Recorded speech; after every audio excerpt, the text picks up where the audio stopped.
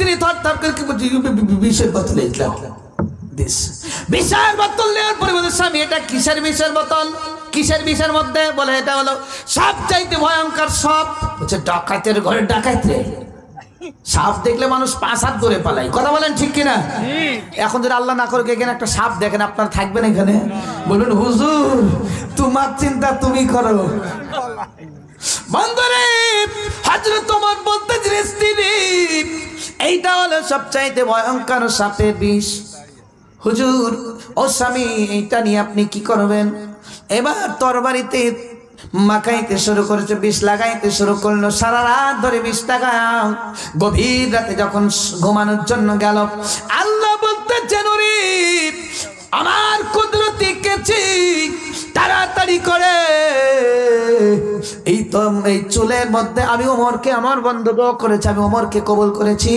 আমার ওমরের মাথার মধ্যে চুল আছে বিভিন্ন কাটিং এর চুল কোন জায়গায় লম্বা কোন জায়গায় ছোট্ট কোন জায়গায় একটু আবার মাঝারি না না না সবচাইতে বেসাইজ যে চুলগুলো আছে ওগুলা কেটে সাইজ করে মাথার মধ্যে রেখে দে আল্লাহর কুদরতে কেটে সঙ্গে সঙ্গে হযরত ওমরের চুলগুলো কেটে কেটে সাইজ করে সুন্দর করে মাথার মধ্যে যখন আসে সকাল বেলায় ঘুম ভেঙে গেল হযরত ওমর ইবনুল খাত্তাব রাদিয়াল্লাহু তাআলা আনহু দেখবেন যাদের চুল একটু বড় হয় আর তাদের কিসের আর শিরোনি এইরকম করে মাথায় এরকম করে ঠিক করে কথা বলেন ঠিক কিনা আমি ভুল টুল বলছি না ভাব কিন্তু জীবনে চোখে দেখিনি মানুষের মুখে শোনা বন্ধুরে আমার এরকম করছে চুলগুলা ঝাড় দিয়েছে সব চুলগুলা এসে হযরত ওমরের কোলের মধ্যে অসহ্য এই কাজ করলো কি হযরত ওমরের মেজাজ এমনি নরম না গরম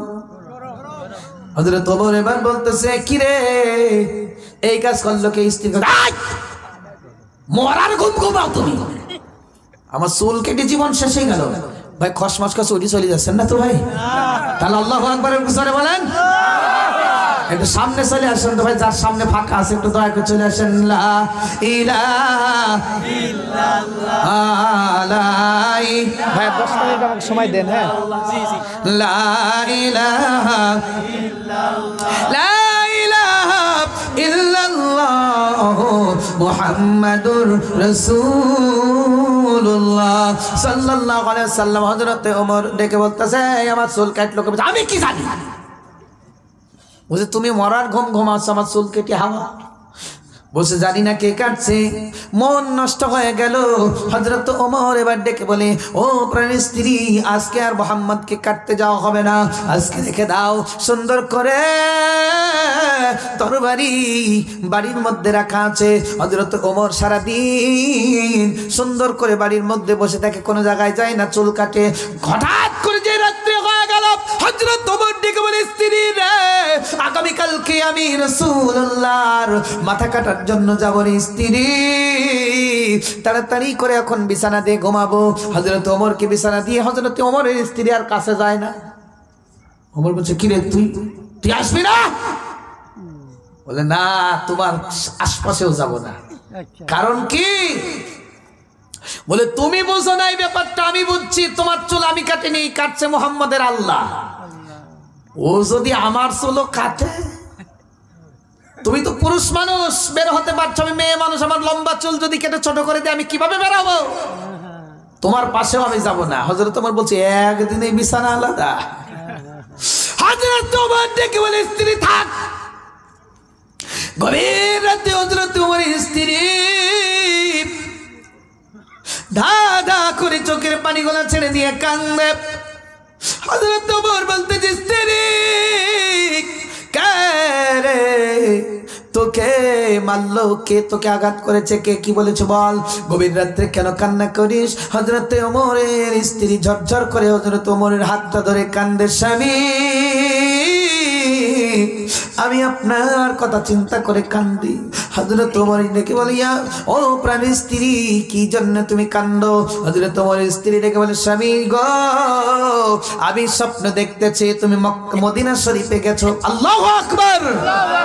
হযরত ওমরের স্ত্রী বলতেছে স্বামী রে আমি স্বপ্ন দেখতেছি তুমি মদিনা শরীফে গেছো, আল্লাহর নবীর পাশে দাঁড়ায়া দাঁড়ায়া তুমি পবিত্র কোরআনুল কারীম তেলাওয়াত করতেছো। জোরে জোরে বলুন সুবহানাল্লাহ। হযরত ওমরের স্ত্রী ডেকে বলে আমি এইটা দেখছি। হযরত ওমরের স্ত্রীর চোখে পানি দেখে হযরত ওমর আর সহ্য করতে পারে না, দাদা করে চোখের পানিগুলো ছেড়ে দিয়ে কান্দে। হযরত ওমর বলতেছে স্ত্রী কাল দেখলাম আমি স্বপ্নে আমার চুল কেটে দিল, আজকে আমার তুই দেখলি আমি কোরআন পড়তেছি। স্ত্রী রে তাইলে কি হবে আমি বুঝতে পারলাম না, যা হয় হবে, কাল সকালবেলায় আমি মুহাম্মদকে কাটতে যাব শেষ দিন। সকালবেলা হযরত ওমর দেখে বলে স্ত্রী রে তাড়াতাড়ি করে তরবারি দে, আমি মুহাম্মাদের কাল্লা আনতে যাব। আল্লাহর নবীর প্রিয় সাহাবী হযরত ওমরের স্ত্রী তরবারিটা দিলেন। হযরত ওমর ইবনুল খাত্তাব এবার লাঙ্গা তরবারি হাতে করে চলে যাচ্ছেন আল্লাহর নবীর মাথা কাটার জন্য। বলুন তো দেখি আল্লাহর নবীকে হেফাজত করবেন কে? আল্লাহ। বন্ধুরে আমার আল্লাহর নবীর কাছে যাওয়ার পূর্বে হযরত আবু নাঈম নামক একজন সাহাবী গোপনে ইসলাম কবুল করেছে। ওই সাহাবী ডেকে বলতেছে ওমর রে ওমর তুমি একটা কাজ করো, কই যাও? এই খোলা তরবারি নিয়ে বলে সরে যাও, মুহাম্মাদের মাথা কাটবো।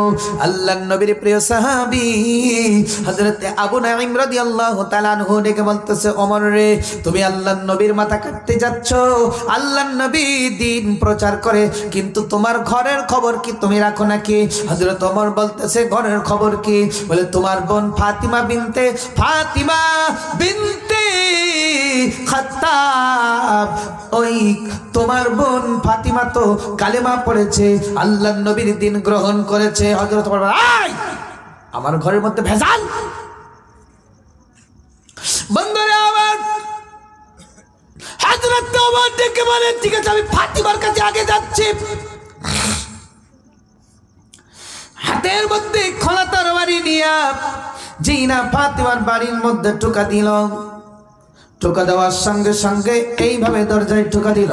টোকা দেওয়ার সঙ্গে সঙ্গে ফাতিমা বলে কে? বলে আমি ওমর, দরজা খোলো। এবার ফাতিমাকে যে উস্তাদ কোরআন শরীফ শিখাইতেন উনি বলতেছেন বিপদ সামনে, উনি ঘরের মধ্যে রয়ে গেলেন, ফাতিমার স্বামীও ঘরের মধ্যে রয়ে গেলেন। এবার ফাতিমা বলতেছে ওমর যেমন খাত্তাবের বেটা আমিও ফাতিমাও খাত্তাবের বেটা, তোমার যাওয়া লাগবে না, আমি একাই ওই মুশরিকের সাথে মোকাবেলা করতে পারবো। জোরে বলেন সুবহানাল্লাহ। আল্লাহ আমার রব, এই রবি আমার সব, বলো আল্লাহ আমার রব, এই রবি আমার সব, দমে দমে তন মনে তারিও নভাব, তোমার দুনিয়াতে আমি যেদিকে তাকাই অতই নিয়ামতে ডুবে আছে সবাই। জোরে বলেন মারহাবা। আল্লাহর নবীর প্রিয় সাহাবী হযরত ওমরের বোন যখন নাকি আস্তে আস্তে একেবারে বাঘের মতো হুঙ্কার দিয়ে যখন সম্মুখে আগায়, হযরত ওমর বলতেছে ও কেন আমার বোন হয়ে কালেমা পড়লো, আমি ওর সঙ্গে আগে কথা বলবো না, আমি ও আগে আমার সাথে কথা বলবে তারপরে আমি কথা বলবো। হযরত ফাতিমা ডেকে বলতেছে না, আমি যে আল্লাহর উপর ঈমান এনেছি, ইন্নাল্লাযীনা ক্বালু রাব্বুনাল্লাহ, যে আল্লাহকে আমি রব বলে মেনে নিয়েছি, সুম্মাস্তাকামু, আল্লাহ বলতেছেন জব রব বলে যারা মেনে নেবে, সুম্মাস্তাকামু, যারা সীসা ডালা প্রাচীরের মতো আমার উপর ইস্তেকামত করে দাঁড়িয়ে যাবে, পথের উপরে দাঁড়িয়ে যাবে, ইসলামের উপরে দাঁড়িয়ে যাবে, নবীর প্রেমিক হয়ে দাঁড়িয়ে যাবে, তাতানাজ্জালু আলাইহিমুল মালাইকা,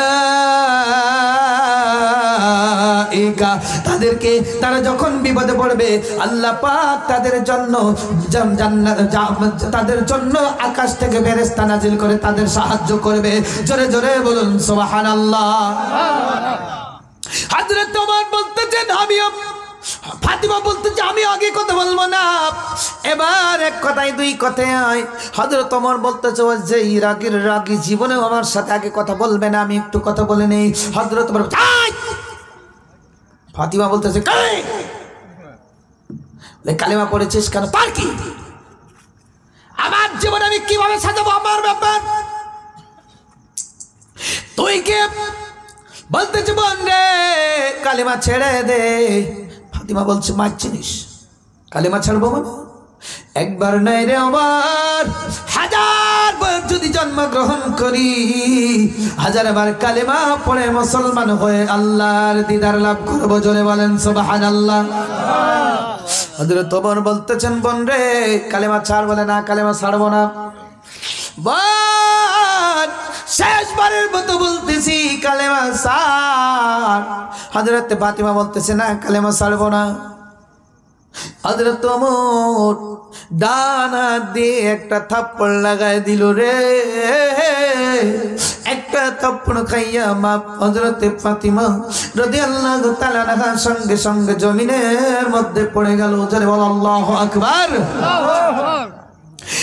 যেই না জমিনের মধ্যে পড়ে গেল হযরত ফাতিমা, জমিনের মধ্যে পড়ে গেল। চাবুক দিয়ে এবার হযরত ওমর ঠাস ঠাস করে চাবুক দিয়ে আঘাত করা শুরু করলো। হযরত ফাতিমা ডেকে বলে আল্লাহ রে আমার আপন ভাই কিভাবে রে আমার মান দিতেছে তুমি দেখো। আল্লাহ পাক ফাতিমা যখন বারবার এই কথা বলতেছেন, এবার আরেকটা যেই মারতে যাবে হযরতে ফাতিমা হাত দিয়ে চাবুকটা ধরে এক টান দিয়ে চাবুকটা কেড়ে নিয়েছে। জোরে বল আল্লাহু আকবার। হযরত ওমর এবার থরথর করে কাঁপতেছে আর বলতেছে মন রে কোন আল্লাহর ইবাদত করিস রে বোন, কোন আল্লাহর ইবাদত করিস রে বোন? জীবন চলে যায়, শরীর রক্তাক্ত হয়, তবু আল্লাহর হুকুম ছাড়িস না, আল্লাহকে ছাড়িস না। কোন আল্লাহ? কি ব্যাপার? হযরতে ফাতিমা ডেকে বলে ওরে আমার আল্লাহকে কেমনে ছাড়বো রে, যে আল্লাহ আমাদের সুন্দর করে সৃষ্টি করেছেন। আল্লাহু আকবার। হযরতে ফাতিমা চোখে পানি ছেড়ে দিয়ে বলে ওমর রে জীবন চলে গেলে আল্লাহকে ছাড়বো না। হযরত ওমর ডেকে বলতেছে বোন রে যে আল্লাহকে তোরা ভালোবাসিস, যে আল্লাহর পূজা তোরা করিস, সিজদা করিস, ওই আল্লাহকে আমিও তো সিজদা করতে চাই, আমিও তো মুসলমান হতে চাই। বোন রে বল রে কি কি করতে হবে তাইলে আল্লাহকে পাবো? হযরতে ফাতিমা বলতেছে পাগল রে কিচ্ছু করতে হবে না, আমার আগে সর্বপ্রথম তুই গোসল করে পবিত্র হয়ে যা। জোরে বলেন আল্লাহু আকবার। হযরত ওমর ডেকে বলে বোন রে গোসল করার পদ্ধতি শিখায় দে। পদ্ধতি শিখায় দেওয়া হলো। গোসল করলেন, গোসল করার পরে বলতেছে কোরআনটা একটু দে।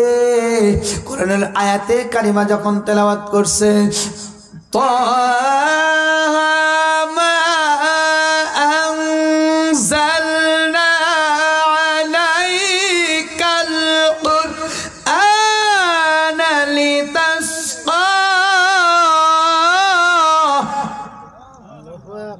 আল্লাহু আকবার। হযরত ওমর থরথর করে কাঁপে আর কান্দে। বোন রে তাড়াতাড়ি করে চল। দয়াল নবীর সম্মুখে চলে যায়। আল্লাহর নবীর কাছে হযরত ওমর যায়। হযরতে ওমর ইবনুল খাত্তাব রাদিয়াল্লাহু তাআলা আনহু যায় বলতেছে নবীজি। আল্লাহু আকবার বলবেন না? নবীজি ও নবী আপনি এই যে আমার হাতের তরবারি সাপের বিষ মাখানো তরবারি আপনাকে দিয়ে দিলাম নবীজি, আপনি একটা কাজ করুন নবী গো,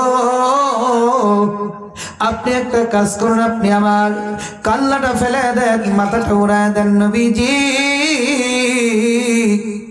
খবরদার, আপনি আমাকে খবরদার বলতেছি, আপনি আমাকে শাস্তি দিয়ে দেন হুজুর, আপনি আমাকে শাস্তি দেন। আমি যে কাজ করেছি, আমি আপনার কাছে অন্যায় করেছি। আল্লাহর নবী বলেন ওমর রে, সব কিছু বাদ দিয়ে বল জান্নাতে যাবি কিনা। হযরত ওমর বলতেছেন ইয়া রাসূলুল্লাহ, আমি 33 বছর যুবক, আবার কত গুনাহ করেছি, আমি এমন কোন গুনাহ নাই যে গুনাহ আমি ওমর করি নাই। হযরত নবী আমার বলে ওমর রে, আল্লাহর নবী আমি হাদিস শরীফ বলে দিলাম, আত্তাইবু হাবিবুল্লাহ, তওবাকারী আল্লাহর দোস্ত ওমর রে, তওবা করে ফেল, সব গুনাহ মাফ হয়ে যাবে। নবীজি কে বলেন গো নবী, আমি যত গুনাহ করেছি এই মুহূর্তে যদি তওবা করি আমি মাফ পেয়ে যাব, আমি ক্ষমা পেয়ে যাব। আমার নবী বলতেছেন ওমর রে, হ্যাঁ হ্যাঁ হ্যাঁ, এই মুহূর্তেই তুই ক্ষমা পেয়ে যাবি, কোনো সন্দেহ নাই। আল্লাহ আল্লাহ আল্লাহ বলেন লা শাক্কা ফিহি, খবরদার কোনো সন্দেহ করিস না, ক্ষমা পেয়ে যাবে। সঙ্গে সঙ্গে হযরত ওমর এবার পা মোবারকের মধ্যে জড়ায় ধরে বলে, গুরু আমারে কি রাখবেন করে চরণ দাসী। জোরে বলেন মারহাবা, আর একটু জোরে হয় না মারহাবা। এই তর্পণা কার জবাব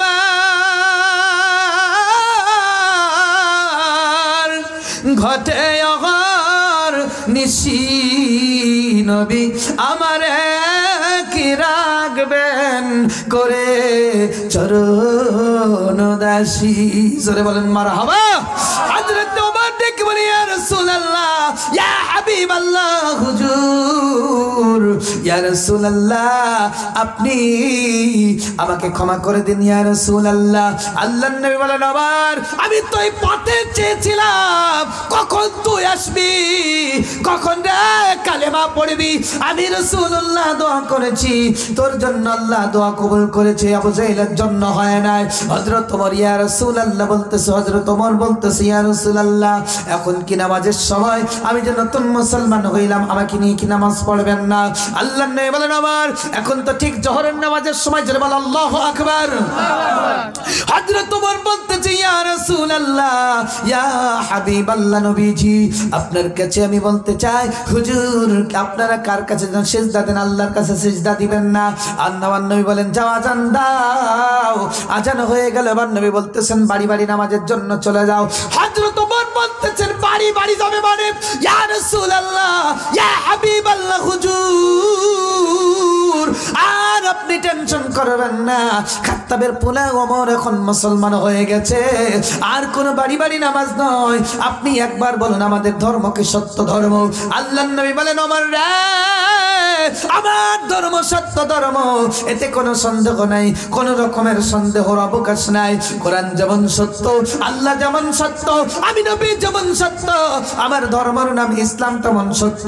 হযরত ওমর বলতেছে ইয়া রাসূলুল্লাহ, যদি ধর্ম সত্য হয়, আল্লাহ সত্য হয়, কোরআন সত্য হয়, নবী যদি সত্য হয়, কেন গোপনে নামাজ হবে আর গোপনে নামাজ হবে না? নবীজি আমি ওমর মুসলমান হয়ে গেছি, কে আসবে আমার সামনে কুবায় ভাঁজ করে ফেলবো। ইয়া রাসূলুল্লাহ, এক মুহূর্তের জন্য আর ঘরে নামাজ হবে না। হযরত ওমর 12 জন সাহাবীদেরকে নিয়ে এমন একটা তাকবীর দিয়েছিলেন, তাকবীরের চোটে মক্কাবাসী ভূমিকম্প সৃষ্টি হয়ে গিয়েছিল কাফেরদের কলিজার মধ্যে। বন্ধুরে, হযরত ওমরের মতো তাকবীরটা আমি দিতে পারবো না, তবে আমি একটা তাকবীর দেব। যদি আপনারা আলোচনা কেমন লেগেছে বা কেমন আপনাদের মধ্যে জাগলো, ঈমান কেমন বেড়েছে, এখন একটা পরীক্ষা হবে। দেখি যারা আমাদের দলে না, মানে যাদের মুখে দাড়ি নাই, টুপি নাই, মাথায় টুপি নাই, মুখে দাড়ি নাই, শুধু তারা আল্লাহু আকবার বলবে, দাড়িওয়ালারা বলবেন না। দেখি কারা পারে। রেডি? নারে তাকবীর। এই যুবক ভাইরা দেশে না, এইবার যারা আমার পক্ষে, মানে আমাদের দাড়িওয়ালা যারা, এবার তারা গলামালা ছাড়ে নেন একবারে। এবার দাড়িওয়ালারা দেখি কারা ফার্স্ট হয়। নারে তাকবীর। যাই বলেন ভাই, দাড়িওয়ালাদের সাথে আপনারা পারেননি। বন্ধুগণ আমার, তাহলে আমাদের পক্ষে রায় ঘোষণা হয়ে গেছে, আমরা ফার্স্ট। আবার যুবক ভাইরাও কম নাই, এই 7-8 জন যুবক এত বড় একটা মাহফিল সাজাইছে। আল্লাহ এদেরকে হযরত ওমরের সঙ্গে যেন জান্নাত নসিব করে, যেন বলেন আল্লাহুম্মা আমিন। বন্ধুগণ আমার, এবার নামাজ চালু হয়ে গেল, আর গোপনে নয়, ওপেনে। বন্ধুগণ আমার, সেই নবী পাক সাল্লাল্লাহু আলাইহি ওয়াসাল্লাম এত কষ্ট করেছেন ইসলাম প্রচার করার জন্য, সেই নবী পাক সাল্লাল্লাহু আলাইহি ওয়াসাল্লামের সম্মান নিয়ে যারা কটূক্তি করবে, ও মুসলমান, আজকের এই কালীগঙ্গের পুকুর পাড়ার যুব সমাজের কর্তৃক আয়োজিত আজকের মাহফিল থেকে বলতে চাই, ওই নবী পাক সাল্লাল্লাহু আলাইহি সাল্লামের সম্মান নিয়ে যদি কেউ কটূক্তি করতে চায়, আমরাও ছেড়ে দেব না, এতে আমাদের জীবন থাকবে যাই যাবে। এই সিদ্ধান্ত কারা নিয়ে এসেছেন? শেষবারের মতো দুটি হাত তুলে আল্লাহকে দেখায় দেন। লিল্লাহি তাকবীর, লিল্লাহি তাকবীর, লিল্লাহি তাকবীর। ও মুসলমান, আমরা মুসলমান। এইবার আসুন, এতক্ষণ আলোচনা শুনেছেন, খুব হেসেছেন, অন্তরে দুঃখ পেয়েছেন। এবার একটা কথা বলবো, আমি অন্ধ মানুষ, একটাই দাবি করব আপনাদের কাছে, এই রকম লক্ষ মাহফিল যদি আপনারা করেন আর শোনেন, একটাও লাভ হবে না যদি কালকে ফজরের নামাজ আদায় না হয়। তখন নামাজটা আদায় করবেন। আমি কাউকে ওয়াদা করাবো না, নামাজ পড়েন না 1 গুনাহ, আবার যদি ওয়াদা করেন তাহলে ওয়াদা খেলাপ করলে আর 1 গুনাহ, 2 গুনাহ হবে। দরকার নেই। একটা অনুরোধ করে যাচ্ছি ভাই, কবর কিন্তু আপনাকে আমাকে দিনে 5 বার ডাকছে। কথা বুঝতে পারছেন? কবর কিন্তু আপনাকে 5 বার ডাকছে। সে কবরে কিন্তু আপনাকে আমাকে হাজির হতে হবে। মৌতুকা সিং কুল্লু নাসিং সারিবুন কবরু বাইতিন কুল্লু নাসিং দাখিলুন। ধনী হওয়ার গরিব হও, ছোট হওয়ার বড় হও, যেই হও না কেন, নারী হওয়ার পুরুষ হও, হিজড়া হও, যাই হও না কেন, কবরে তোমার যাওয়াই লাগবে, মৃত্যুর স্বাদ গ্রহণ করাই লাগবে। আল্লাহ তাআলা যেন আমাদের আমল ঈমান নিয়ে তারপরে যেন মৃত্যুবরণ করার তৌফিক দান করেন। সকলে বলেন আল্লাহুম্মা আমিন। সম্মানিত উপস্থিতি, আর কোনো আলোচনা নয়, অনেক দেরি করে ফেলেছি। আপনাদের হাড় ভাঙা পরিশ্রমের মানুষ আপনারা। সম্মানিত উপস্থিতি, আমার জন্য সবাই দোয়া করবেন। এখনই দোয়া হবে, তার আগে আস্তাগফিরুল্লাহ বলুন সবাই। আস্তাগফিরুল্লাহ রাব্বি মিন কুল্লি জামবি ওয়া আতুবু ইলাইহি লা হাওলা ওয়ালা কুওয়াতা ইল্লা বিল্লাহিল আলিয়্যিল আযীম। সূরা ফাতিহা শরীফ পড়ুন একবার। বিসমিল্লাহির রহমানির রহিম। আলহামদুলিল্লাহি রাব্বিল আলামিন আর রহমানির রহিম মালিকি ইয়াউমিদ্দিন ইয়্যাকা না'বুদু ওয়া ইয়্যাকা নাস্তাঈন ইহদিনাস সিরাতাল মুস্তাকিম সিরাতাল লাযীনা أنعمت عليهم غير المغضوب عليهم ولا الضالين آمين. سورة إخلاص شريف 3 بار. بسم الله الرحمن الرحيم. قل هو الله أحد الله الصمد لم يلد ولم يولد ولم يكن له كفوا أحد. بسم الله الرحمن الرحيم. قل هو الله أحد الله الصمد لم يلد ولم يولد ولم يكن له كفوا أحد. بسم الله الرحمن الرحيم. قل هو الله أحد الله الصمد لم يلد ولم يولد ولم يكن له كفوا أحد. شكرا. اللهم صل على محمد وعلى آل محمد كما صليت على إبراهيم وعلى آل إبراهيم إنك حميد مجيد. اللهم بارك على محمد وعلى آل محمد كما باركت على إبراهيم وعلى آل إبراهيم إنك حميد مجيد. بلغ العلا بك كشف الدجى بجماله حسنت جميع خصاله صلوا عليه وآله. بلغ العلا بكماله كشف الدجى بجماله حسنت جميع خصاله صلوا عليه وآله. بلغ العلا كشف الدجى بجماله حسنت جميع خصاله صلوا عليه وآله ভাই কারোর কোনো কথা আছে নাকি সভাপতি সাহেবের কোনো বক্তব্য আছে আপনার যুবকগুলা কই আজকের মাহফিল যারা সাজাইছেন সেই যুবকগুলা আচ্ছা এখন দোয়া হবে দেখুন কার মা হারিয়েছেন কে বাবা হারিয়েছেন আল্লাহ চাইলে আজকের মাহফিলের দোয়া কবুল করে বাবা মার কবরকে জান্নাতের বাগান বানাইতে পারে কি পারে না বাবা তাহলে একটু মন খুলে উজাড় করে প্রাণটা উজাড় করে দোয়া করবেন আল্লাহুম্মা আমিন ربنا ظلمنا أنفسنا وإن لم تغفر لنا وترحمنا لنكونن من الخاسرين বড় আশা করে তুলেছি হাত মাওলা তোমার দরবারে দয়া করে করো আল্লাহ তারায়ও না মোদের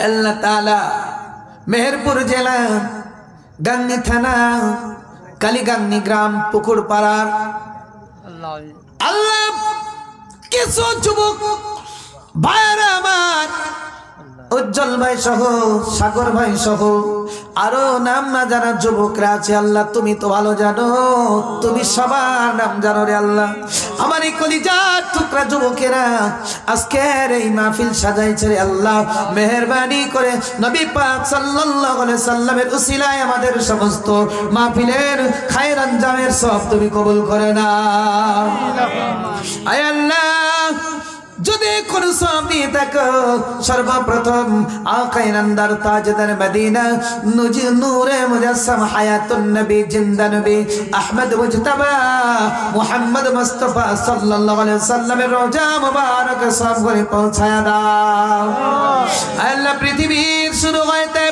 আজ পর্যন্ত যত মুমিন মুমিনাত অন্ধকার কবরের বাড়ি চলে গেছেন আল্লাহ মেহেরবানি করিয়া সকলের রোগের সব পৌঁছা দাও আয় আল্লাহ তাআলা আমলি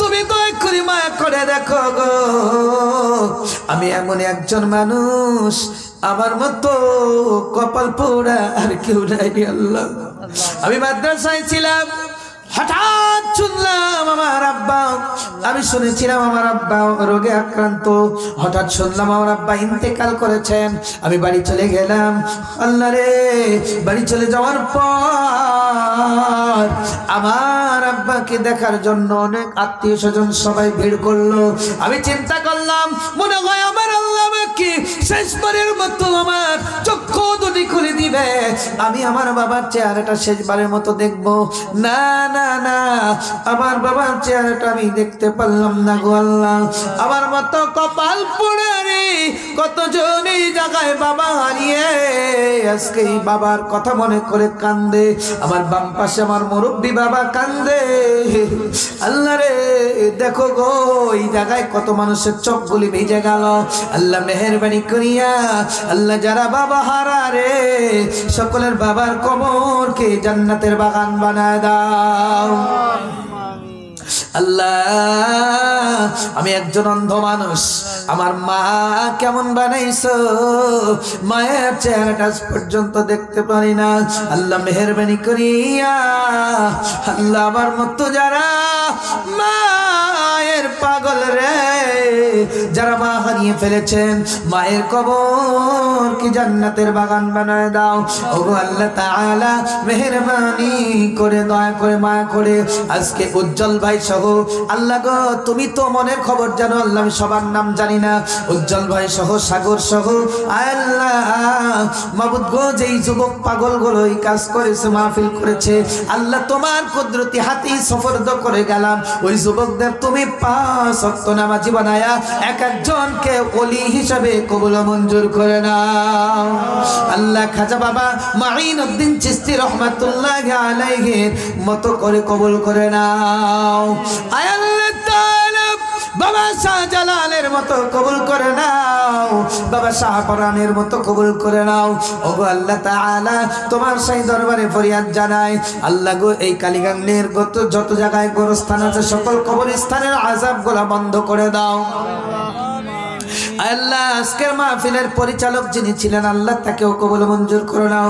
আজকের মাহফিলের দ্বিতীয় বক্তা সহ যারা ছিলেন, আমার উস্তাদ ছিলেন, আলোচনা করেছেন, আল্লাহ তাদেরকেও কবুল মঞ্জুর করে নাও। আল্লাহ কালীগঞ্জের এই পুকুর পাড়া থেকে শুরু করে সমস্ত পাড়ার মানুষের মধ্যে রহমত নাজিল করে দাও। আল্লাহ সবাইকে তুমি রোগ মুক্ত জীবন যাপন পালন করার তৌফিক দান করে দাও। আল্লাহ সবাইকে তুমি জীবনে আল্লাহ কামাই রোজগারে বরকত দান করে দাও।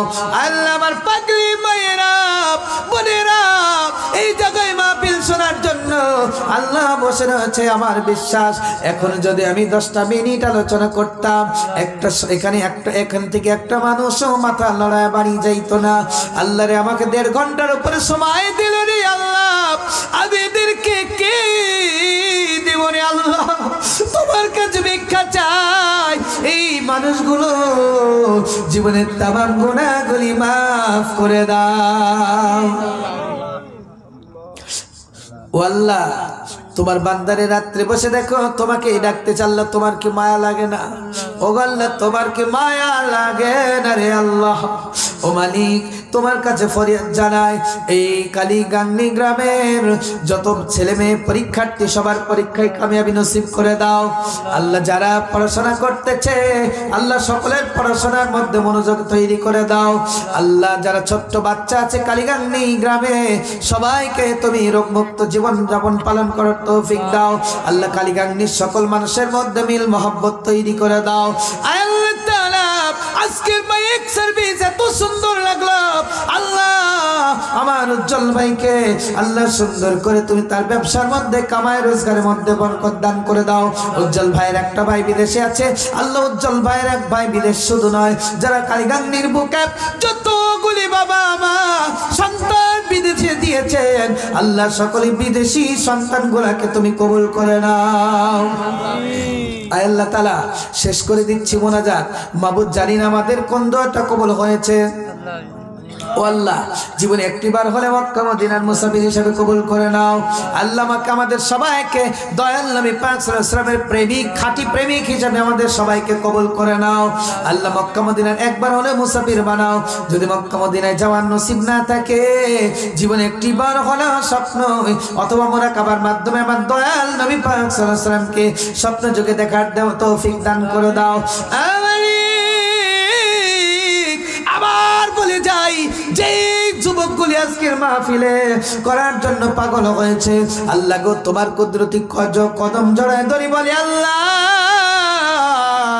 এই যুবকগুলিকে হযরতে খালিদ বিন ওয়ালিদের উত্তরসূরি বানায় দাও। আল্লাহ গো এই যুবকগুলোকে কবুল করে নে আল্লাহ। আল্লাহ এদেরকে কবুল করে আল্লাহ, এরা যেন জীবনেও কোনোদিন খারাপ পথে না যায় তৌফিক দে আল্লাহ। আল্লাহ গো এদেরকে তুমি কবুল করে নাও, এরা যেন কোনোদিন অন্যায় পথে না যায় তৌফিক দান করে দাও। আল্লাহ অন্যায় পথে যদি যায় তাইলে আমার তো বদনাম হবে। শরীফুল হুজুর আসছিল, যুবকদের জন্য দোয়া করেছিল, কবুল হয় নাই। আল্লাহ গো আমাকে লজ্জা দিয়ে তোমার লাভ হবে কি? আল্লাহ যারা যুবকরা রয়েছে বিয়ের সময় কেউ যেন যৌতুক না নেয় ব্যবস্থা করে দাও আল্লাহ।